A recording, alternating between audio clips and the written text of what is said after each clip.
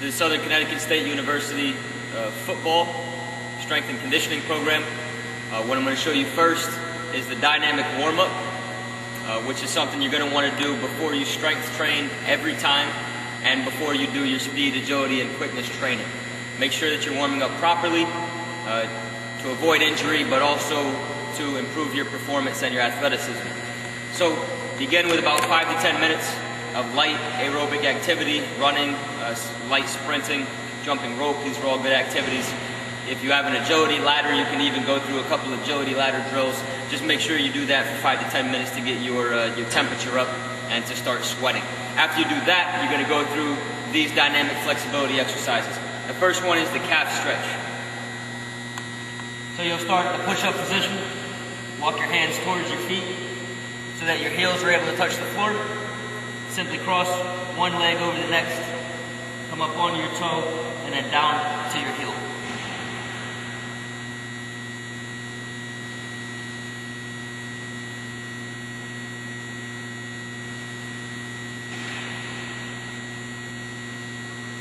After you've completed the recommended number of reps on that side, you're just going to switch to the other side and perform your repetitions and then go on to your next flexibility exercise. Keep in mind that you want your movements to be very sharp and quick, but with good control. During the warm-up, you don't just want to get your temperature up, you want to focus on becoming a better athlete and being aware of your body positioning and being able to control your body. So you're going to see a good example of that on these next few stretches. The second one is called an inverted hamstring stretch. So you start here with your palms up and your chest out, and then you're simply going to slowly come down into this position, and then very quickly come back up to the starting position. So the down leg is bent slightly, back leg is absolutely straight. Slowly down, and then real quick, sharp, back up to the top.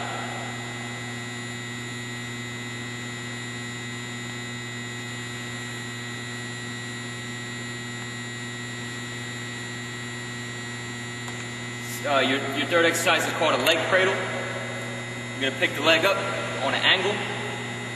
One hand over top of the ankle, other hand behind the knee, and then you're going to pull that into your chest. You should feel a stretch in the back side of your hip. So pick the leg up on an angle, over top of the ankle, behind the knee, and then pull into your chest.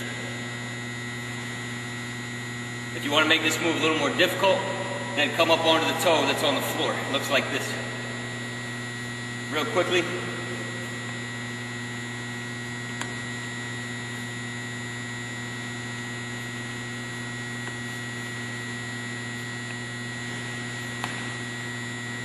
Make sure the stretches are happening at a pretty good pace. You don't want to rush it, but each stretch should only last about a second or 2 seconds at the most. So the next stretch is called the back lunge with rotation. Take a step back, lunge down towards the floor. Whichever leg went back, whichever leg you step back onto, that same arm is going to stretch over your head. The other arm is going to go down behind your hip, and you're going to turn towards the knee that's forward. And then stand up and repeat to the other side. So lunge back, same arm up, other arm down, turn towards the knee that's forward. And I'll show you that at full speed. Looks like this.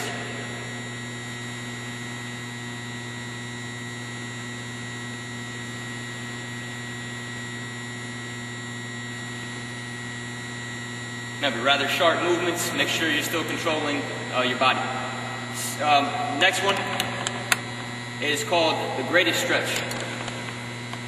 So you start here, front leg bent, back leg straight, hands down on the floor in front by the front foot.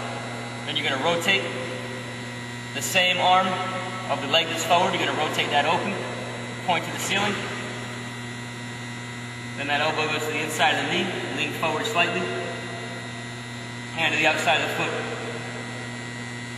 Stretch your hamstring and then stand up. So again, the other side I'll show you. Here, rotate. Elbow inside, lean forward.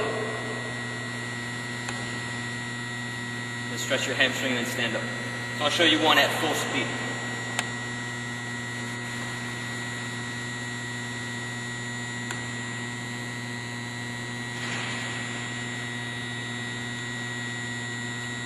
Next one's called a hand walk. Very similar to the inchworm, which a lot of you are probably familiar with. The main difference here is that the hands are going to continue until they're over top of your head instead of stopping at your shoulders. So the inchworm looks like this. Should feel it a lot in your hamstrings, but also in your stomach.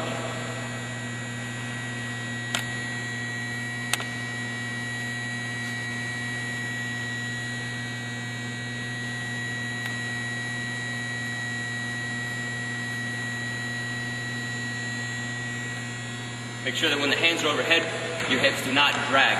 If your hips are too low, you won't feel it in your stomach. So keep everything in good alignment. And your last stretch is called the pump stretch. Starts with the feet wider than shoulder width apart. And then you're just going to simply walk your hands out like you were doing a hand walk, which will stop in the push-up position. First, your hips go up and your head down. Next, hip down, head up. And then rotate once to the right, once to the left, and then back in your overhead position.